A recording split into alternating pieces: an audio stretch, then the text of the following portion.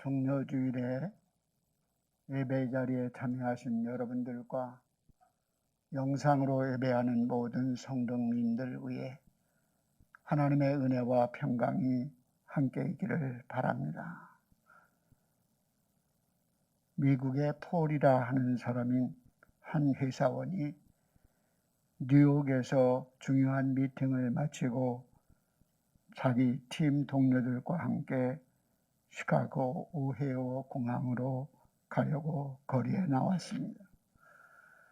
그런데 그날 금요일 저녁 시간이어서 교통 체증이 심해 택시를 잡는 일이 매우 힘들었습니다. 그런데 정말 기적적으로 빈 택시 하나를 그들이 잡아서 타는 중에 문제가 발생했습니다.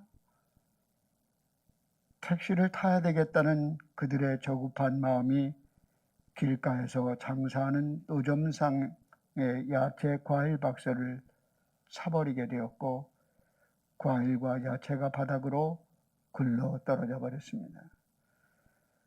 그리고 폴 일행 중에 어느 누구도 이를 개의치 않고 택시를 탔습니다. 그러나 폴은 택시를 타지 아니하고 그 자리에 잠깐 멈춰 섰습니다.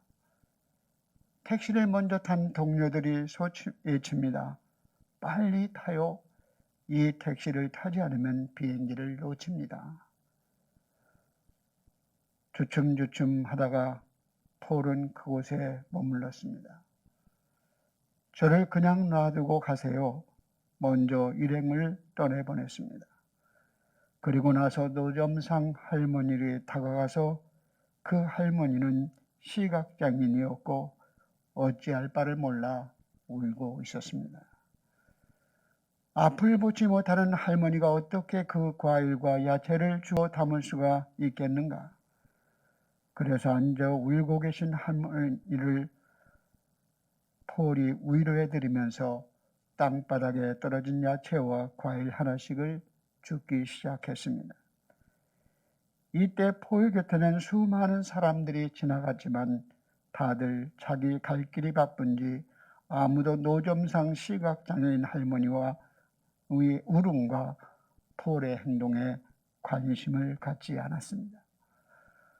폴은 야채와 과일을 하나 둘씩 다 정돈한 후에 지갑에서 돈을 꺼내 할머니 손에 쥐어주면서 할머니, 이 돈이면 손해보신 것 충분히 해결될 것 같습니다 라고 말을 했습니다. 그랬더니 그 할머니가 이 폴에게 이렇게 물었습니다. Are you Jesus? 당신은 예수입니까? 라고 물은 거예요. 깜짝 놀란 폴은 이 말을 듣고 당황하면서 아니요, 나는 절대 예수가 아닙니다 라고 대답을 했습니다. 그때 시각장애인 할머니는 계속 이렇게 말을 했습니다. 조금 전에 가판대가 넘어지고 과일과 야채가 땅에 떨어질 때 저는 도움을 요청할 분은 오직 예수님 한 분밖에 없었습니다. 그래서 저는 예수님께 이렇게 기도했습니다. 예수님, 빨리 와서 도와주세요. Jesus, please come, help me 하고 주님께 도움을 요청했다는 거예요. 그랬는데 곧바로 당신이 오셔서 나를 도와주었습니다.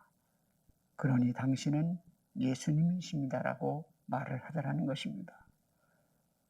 결국 어려운 순간에 고통당한 가난한 사람 한 사람을 위해서 이의 헌신과 순종이 결국 예수의 모습을 드러내게 된 것입니다.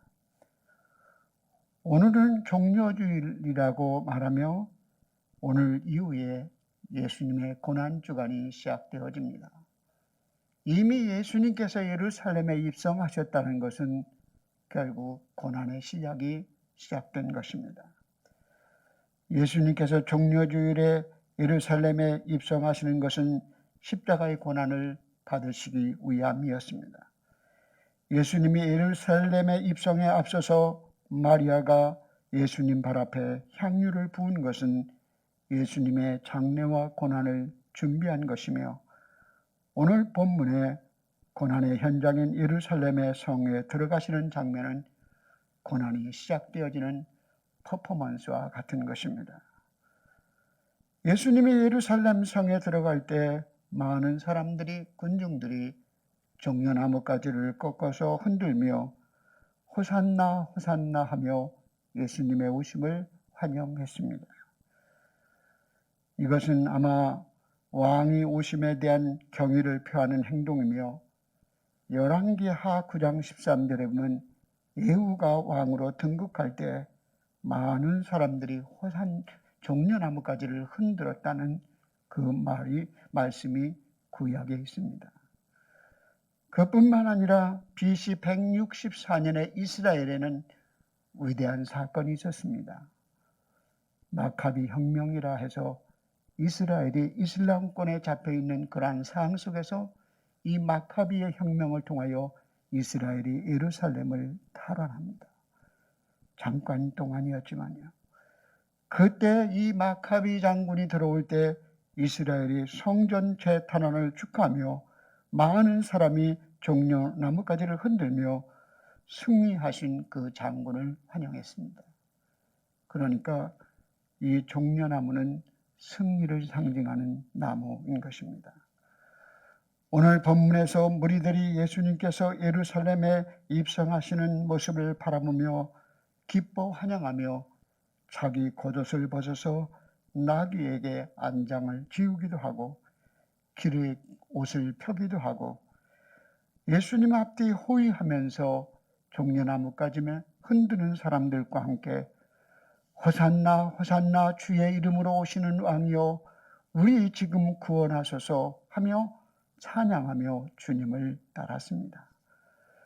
유대인들은 초막절에 제단에 물을 부을 때마다 찬양했던 찬양이 시편 118편 25절 오늘의 말씀입니다. 이스라엘 백성들이 오늘 이렇게 예수님의 예루살렘 입성은 결국은 구약에 예언된 그 예언의 성취를 의미합니다. 스가랴 9장 9절에 보면 시온에 따라 크게 기뻐할지어다 예루살렘에 따라 즐거이 부를지어다 보라 내 왕이 내게 임하시나니 그는 구원을 베푸시며 겸손하여 어린 나귀 새끼를 탔느니라는 말씀의 성취가 결국은 예수님의 오심을 통해서 이루어진 것입니다. 예수님은 이미 예루살렘에서 죽도록 되어 있는 선자였습니다. 누가복음 13장 33절에 보면 내가 예루살렘 밖에서는 선지자가 죽는 경우가 없다고 말씀해요. 결국 오늘 예수님께서 결국은 어린 나귀 새끼를 타고 예루살렘에 입성한 것은 스가랴의 예언이 성취될 뿐만 아니라 그 예언뿐만 아니라 스가랴 12장 10절에 보면 곧 다윗의 후손과 예루살렘의 백성인 시온의 딸들이 자기들이 찌른 사람을 바라볼 것이라는 말씀을 예언했습니다. 이스라엘 백성들이 자기들이 찌른 그 사람을 바라보고 통곡하며 눈물을 흘릴 것이라. 결국은 곧바로 얼마 가지 않아서 예수님이 십자가에 죽으시고 결국 그 광경을 바라봤던 많은 예루살렘의 여인들이 눈물을 흘리며 통곡을 합니다. 그 예언이 성취됐거든요. 그런데 예언은 그것으로 끝나지 않습니다. 앞으로 장차 이스라엘 백성들이 시온의 딸들이 예수님을 영접함으로 그들이 용서받을 것이라는 말씀이 스가랴 13장 1절에 예언되고 있습니다. 그러므로 스가랴 9장 9절과 스가랴 12장 10절의 말씀은 예언이 이미 성취되었고 스가랴 13장 1절의 말씀은 앞으로 성취될 사건을 예언하고 있는 것입니다. 오늘 예수님이 이 땅에 오신 목적은 무엇인가? 결국 스가랴 13장 1절의 말씀을 통하여 예수님이 나귀 타심을 통하여 겸손한 왕으로 오심으로 그들의 모든 눈물을 씻겨주실 것이라. 그들이 비통하고 고통당하는 자신들의 죄를 생각하며 흘리는 눈물을 씻어줄 것이라는 그 예언의 성취를 부분적으로 보여주고 있는 것입니다. 오늘 고난주간에 일어난 사건 중 가장 먼저 시작된 사건이 예수님이 나귀를 타르시고 예루살렘 성에 입성하시는 장면입니다. 이 장면은 사실은 사무엘하 15장에 압살롬의 반란에 의해서 다윗이 울며 도망을 칩니다. 예루살렘에서 기드론 시내를 지나 지난 주간에 말씀했던 감람산으로 도망을 치잖아요. 근데 다윗의 후손인 왕이었던 다윗이 결국 압살롬의 반란으로 도망쳤지만 예루살렘에서 감람산으로, 그러나 다윗은 감람산에서 기드론을 골라 예수님이 예루살렘 성에 입성하십니다. 무엇으로? 왕으로 오신 거죠. 그 말씀의 약속이 이렇게 이루어지는 것을 이스라엘 백성들은 이미 구약의 말씀을 잘 배경을 갖고 있기 때문에 이 말씀을 쉽게 이해할 수 있었을 것입니다. 우리는 오늘 이 말씀을 통해서 우리는 세 가지를 생각해 보고자 합니다. 그들의 백성들의 반응이 어땠는가? 그 모습을 통해서 우리의 모습은 어떤가 돌아보자는 것입니다. 주님의 입성을 환영하고 헌신하는 사람들이 있었습니다. 6월절 명절이 되어 예수님은 여리고성에서 예루살렘으로 입성하실 때 베다니 마르다의 집에 먼저 하루 머물고 다음 날 성으로 입성하셨습니다. 여리고에서 삭개오 사건이 여리고 누가복음 19장에 나옵니다. 그 다음 나온 사건이 바디메오를 소경을 고친 사건이 나옵니다. 여리고에서 예루살렘까지는 거의 30km에 가까운 언덕입니다. 결국 30km를 올라서 예루살렘에 바로 1.5km 떨어진 백박의 베다니 마을에 주님이 머무르십니다. 이 베다니는 다른 성경 복음서에 보면 베다니의 시몬 문둥병 집이었다라는 말씀을 통해서 이스라엘 백성들은 그 상시에 문둥병이 걸리면 가족으로부터 사이에서 격리시키기 위해서 그 도시의 변방 바깥으로 쫓아나서 생활했잖아요. 그곳이 베다니였습니다. 그러니까 결국은 가장 낮고 천한 사람들이 살아가는 동네가 베다니 마을. 베다니 하면 생각나는 사람 누굽니까? 마르다와 마리아죠. 그리고 죽은 나사로 살아졌던 사건을 생각하지 않습니다. 베다니 바로 옆엔 벳박에는 마을이 있는데 벳박에는 무화과가 익지 않았다는 의미를 갖고 있고 나시금 예수님이 무화과 익지 않은 열매 없는 무화과 나무를 저주하는 사건이 본문에 나타나고 있습니다. 오늘 여기에서 예수님께서 결국은 예루살렘에 입성하시며 나귀를 타시고 입성하기 위해서 벳박에 이르렀을 때 두 제자를 불러서 너는 저 마을 건너편으로 가면 나귀와 나귀 새끼 것이 있을 것이다. 그를 끌고 오라는 엉뚱한 명령을 내립니다. 아니 길에 가서가 나귀를 끌고 오라니 납득되지 않고 이해할 수 없는 명령이었지만 이 두 제자는 예수님의 말씀을 듣고 순종하여 가봤더니 어린 나귀가 매여 있는 거예요. 도둑으로 몰리기에 딱 맞는 그러한 제자들의 환경이었지만 주님의 말씀에 순종하고 주님이 하시는 대로 말합니다.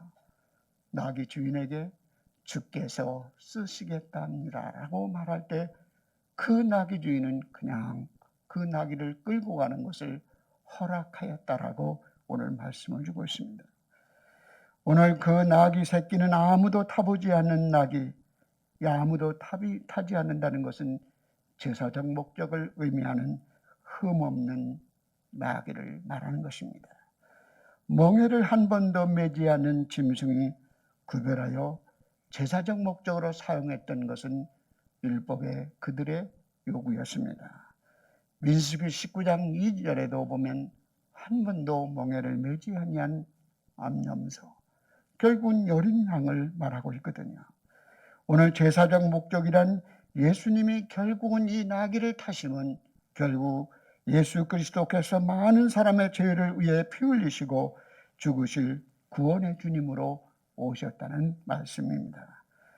그렇지만 이 나귀를 제공한 주인은 주님이 쓰시겠다는 말에 선뜻 내어준 것을 보면 믿음이 좋은 사람임에 틀림없습니다.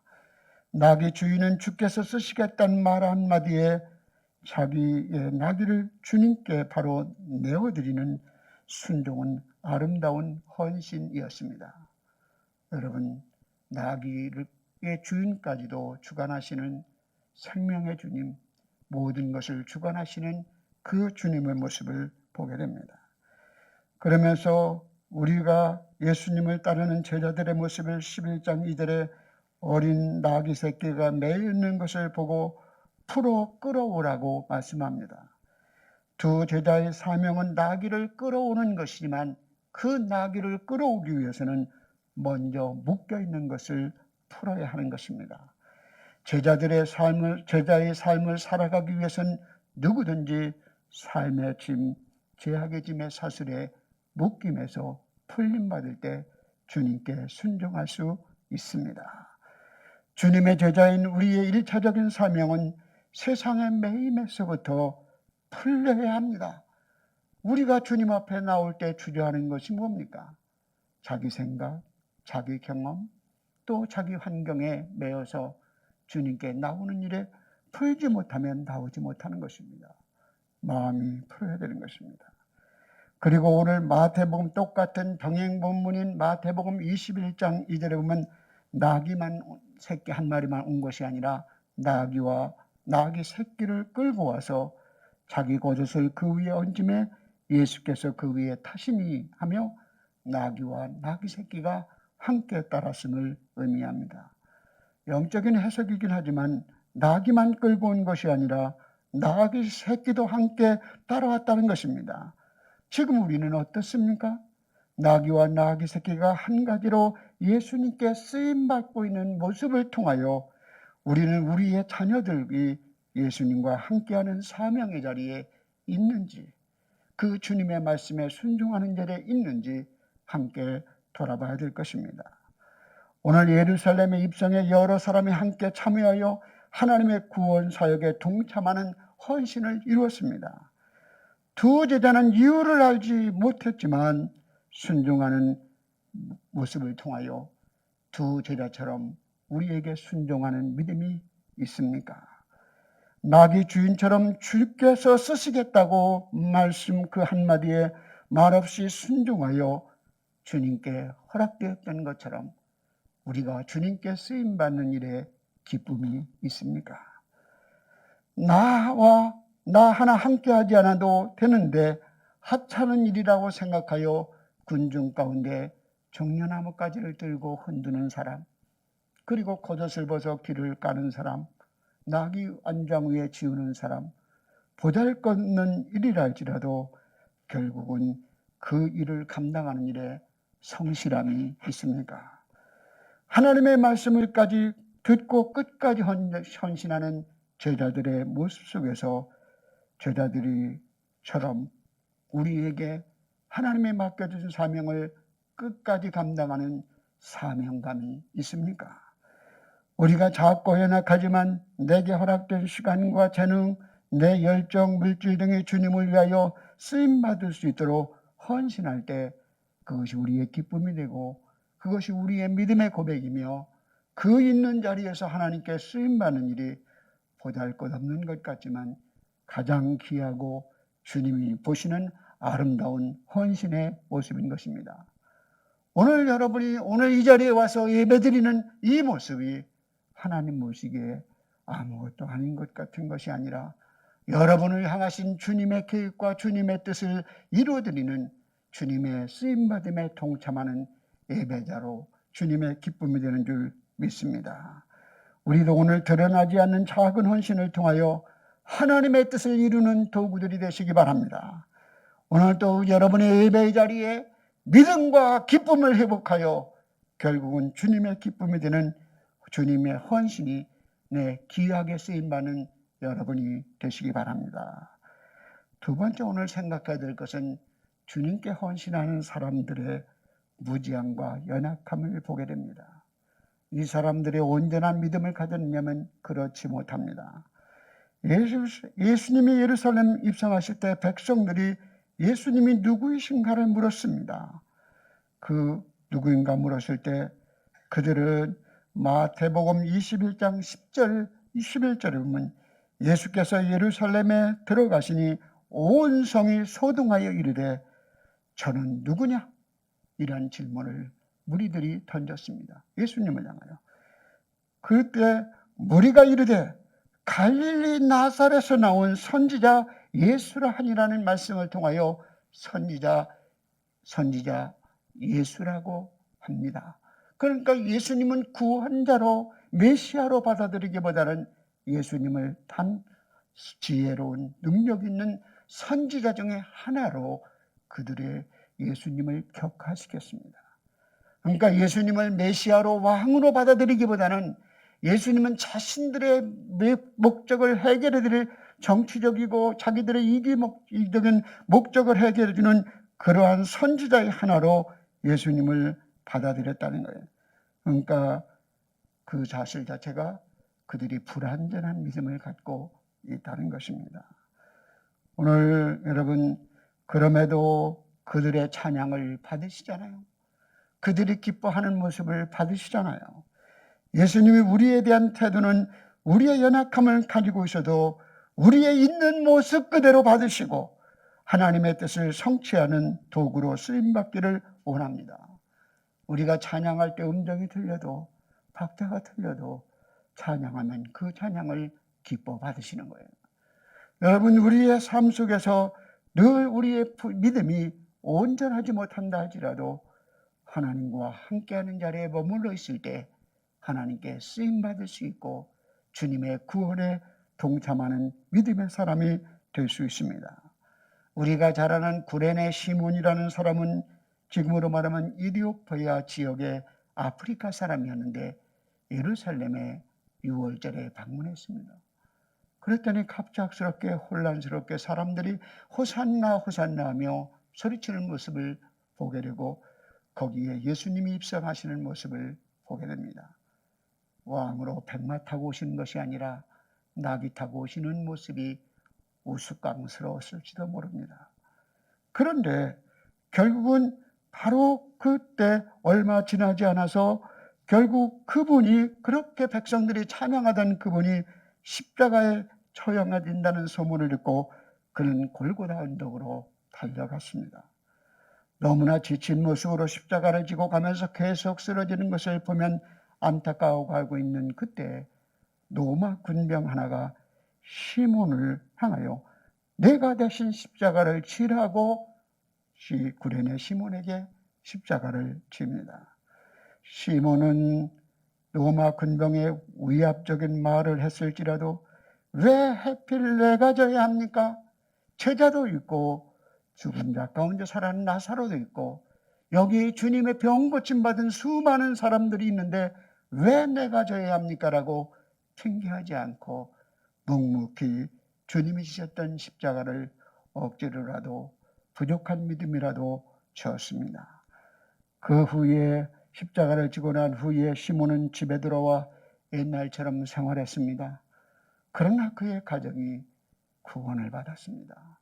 후에 바울의 사역을 마치면서 구레네 시몬의 아내는 내 어머니라고 로마서 16장 13절에 구레네 시몬의 아내를 바울의 어머니처럼 사역을 감당했다고 글을 내세우고 있습니다. 그리고 구레네 시몬의 아들 루포도 훌륭한 하나님의 사람으로 성장하여 마가복음의 15장에 루포에 대한 이야기가 등장합니다. 여러분, 예수님이 누구인지 잘 알지 못한다고 연약한 믿음 때문에 여러분 너무나 낙심하지 마십시오. 내가 성경에 대해서 잘 알지 못한다고 그리고 내가 정말 신앙적 경험이 짧다고 낙심하지 마십시오. 여러분이 주님과 함께 있는 머무르는 자리에 머무르면 주님은 여러분을 받으시는 것입니다. 어떤 선교사가 하나님, 나는 너무나 영혼이 황폐해져 있습니다. 나는 너무나 무지합니다. 나는 부끄럽습니다. 주님께 드릴 말이 없습니다. 선교의 열매도 없습니다. 하며 탄식하며 하나님께 기도했습니다. 그랬더니 하나님께서 그래, 그거 다 내게 가져오라. 그렇게 말씀하시는 거예요.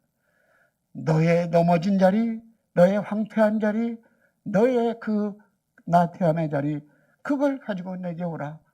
내가 너를 받아주겠다, 품어주겠다 말씀하시는 거예요. 주님의 말씀에 순종했던 한 유명한 선교사가 우리 민족을 구원하는 데 귀하게 쓰임 받았습니다. 존 헬런 선교사는 테네시 대학교 의과대학을 수석으로 졸업했습니다. 그는 앞날이 촉망되는 청년이었습니다. 그런데 어느 날 부흥회에 참석했다가 성령을 체험하고 기도하는 중에 이제 준비가 끝났으니 땅끝으로 가라. 이 말씀의 음성을 듣게 된 거예요. 땅끝으로 가라. 야, 그러면서 이 땅끝은 무엇을 말하지?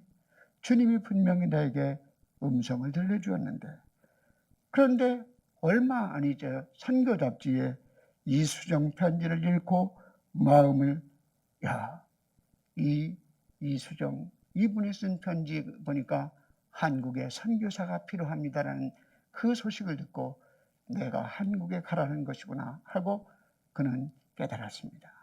이수정은 마가복음을 최초로 쪽복음을 복음한 일본에서 활동하던 선교사 중에 하나였습니다.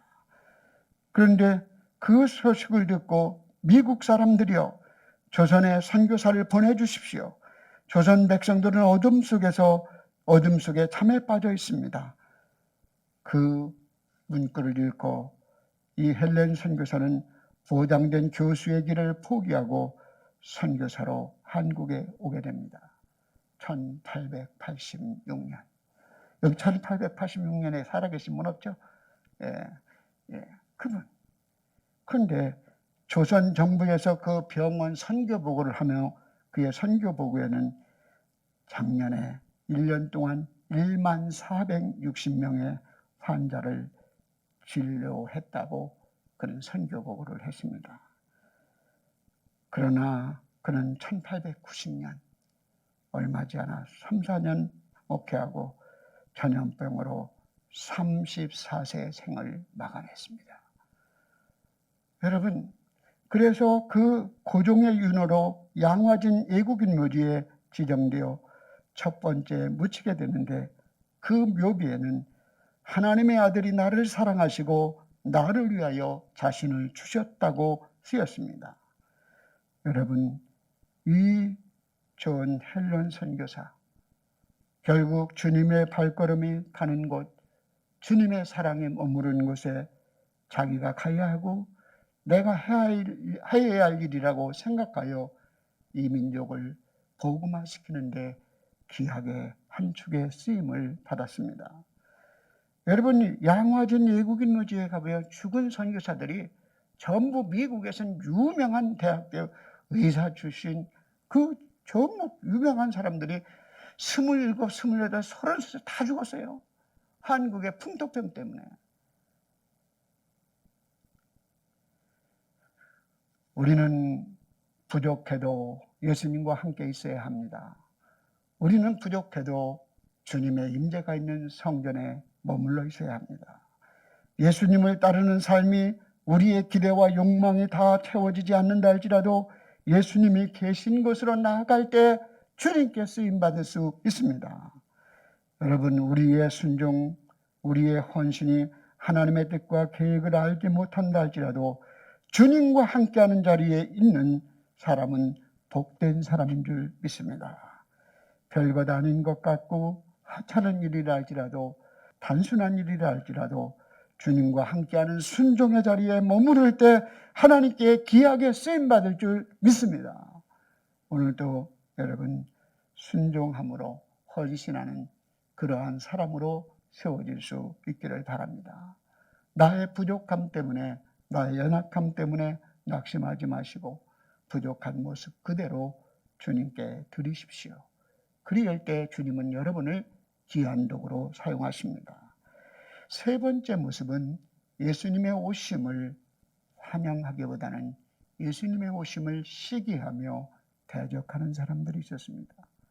그 사람들은 성경 말씀에 누가복음 우리 19장에 보면 바리새인들이 주님이 오시는 왕이여 찬송하는 모습을 보고 예수님께 이렇게 칩니다. 선생님, 랍비여, 당신의 제자들을 제발 좀 조용히 하라고 하십시오. 책망하십시오라고 요구를 하거든요. 그러자 예수님께서 뭐라고 말씀합니까? 이 사람들이 침묵하면 돌들이 소리 지르리라. 이 말씀으로 주님이 대답을 하십니다. 이러한 십자가 지시기 전에 예루살렘에 입성하시는 예수님을 거역하는 사람들도 있었다는 거죠. 백성들이 호산나 호산나 다윗의 자손이여 찬송하리로다. 지금 주의 이름으로 오시는 이여 라는 가장 높은 곳에서 호산나 하다라는 이 말씀은 시편 118편 25절로 26절 말씀입니다. 시편 118편 25절 26절 말씀은 여호와여 구하옵나니 이제 구원하소서. 여호와여 구하옵나니 이제 형통하게 하소서. 이제 now salvation, now success. 지금 구원이 이루어지게 해달라고. 지금 우리를 형통하게 해달라고. 우리의 문제를 해결해달라고 그들이 부르짖고 외치는 모습을 보게 됩니다. 그런 안타까운 마음을 가지고 있는 썰매도 불구하고, 잘하지 못하는 그럼에도 불구하고 주님은 그들을 쓰시고 받으셨잖아요. 그러나 끝까지 결국 주님을 따르지 않는 바리새인과 종교 지도자들의 모습이 일부 무리들이 있었습니다. 여러분, 오늘 이 말씀 속에서 결국 이스라엘 백성들은 예수님 메시아가 오시면 로마의 통치에서 우리나라가 금방 구원받을 것이라는 생각을 갖고 있었습니다. 그런데 메시아여 속히 로마의 통치를에서부터 이 나라가 벗어나게 하여 주옵소서. 그리고 이 나라를 다윗의 영광을 회복하게 하옵소서. 영토도 회복되고 모든 일을 하나님의 본능으로 이루어달라고 정치적인 메시아로 예수님을 받아들이고 있었던 것입니다. 그러나 예수님은 처량하게 십자가를 지는 모습으로 온 인류를 구원하시겠다는 주님의 모습이 너무나 자신들의 기대와 달랐기 때문에 그들은 좌절하고 낙심하여 결국 예수님을 십자가에 못 박으라고 외쳤던 것입니다. 오늘도 우리의 삶 가운데서 많은 사람들이, 종교 지도자들이 예수님이 하나님의 아들이라는 것이라고 주장하되 예수님을 신성모독했다고, 그리고 온 백성들이 예수님을 따르는 모습을 보고 시기가 나서 예수님을 죽이려고 했던 것입니다. 사실 때문에 주님을 찬양하며 주님께 헌신했습니다. 그러나 바리새인들은 주님에 대한 지식이 결국은 헌신하기보다는 예수님을 대적하고 예수님을 비난하고 예수님을 따르는 사람들을 가로막고 있었습니다. 어떤 때는 우리의 잘못된 말씀에 대한 지식이, 우리의 종교적 경험이, 우리의 신앙생활의 어떤 경험들이 하나님의 말씀에 순종하는 사람들을 가로막을 수 있다는 것을 보여주고 있습니다. 어떤 사람은 자기가 알고 있는 말씀의 지식이 하나님을 가까이 하는데, 하나님을 사랑하는 데 쓰임받는가 하면, 어떤 사람은 주님의 말씀에 대한 부분적인 지식이 하나님을 대적하고 하나님을 멀리하고 하나님을 따르는 사람들을 가로막는 일을 할 수 있다는 것을 우리에게 보여주고 있는 것입니다. 성도 여러분, 오늘도 이스라엘 백성들 바리새인들은 결국은 군중들이 추구했던 것은 그들은 진리 되신 예수님을 찾는 것이 아니라 자신들의 기득권을 지키는 일이요, 자신들의 욕구를 채우는 일이 먼저였습니다. 예수님은 사람들의 욕망을 이루기 위하여 도구가 아니라 사람들의 죄를 용서하시고 구원하시기 위하여 오신 분입니다. 예수님은 대중들의 환호에도, 바리새인들의 시기와 경계에도, 철없는 제자들이 깨닫지 못함에도 묵묵히 자기 길을 가셨습니다. 예수님은 인기 때문에 자신이 당하는 어떤 위협 때문에, 제자들의, 백성들의 오해 때문에 자신이 맡은 사명의 길을 바꾸지 않으셨습니다. 성부 하나님의 부르심을 따라 묵묵히 사명의 길을 가셨습니다. 성도 여러분, 끝까지 사명의 길을 걸어가는 여러분이 되시기 바랍니다. 우리가 부름받은 것도 은혜이며 하나님께 쓰임받는 것은 더 큰 은혜인 줄 믿습니다. 종려주의를 통하여 예수님의 왕되심과 구원자 되심을 선포하는 행진이 오늘 우리 가운데 임할 수 있기 바랍니다. 그래서 종려주일에 나온 사람이 낙이 타고 오신 예수님을 볼 수가 있는 거예요. 그러니까 오늘 못 오신 분들은 예수님 볼 수가 없어요. 그러니까 오늘 오신 분들이 복된 분이에요. 예수님이 낙이 타고 오셨거든요. 여러분, 오늘도 우리가 부족하고 연약할지라도 지금 있는 모습으로 주님께 드리십시다. 헌신합시다. 우리의 부족한 헌신을 통해서도 하나님의 약속이 성취되는 것을 보게 될 것입니다.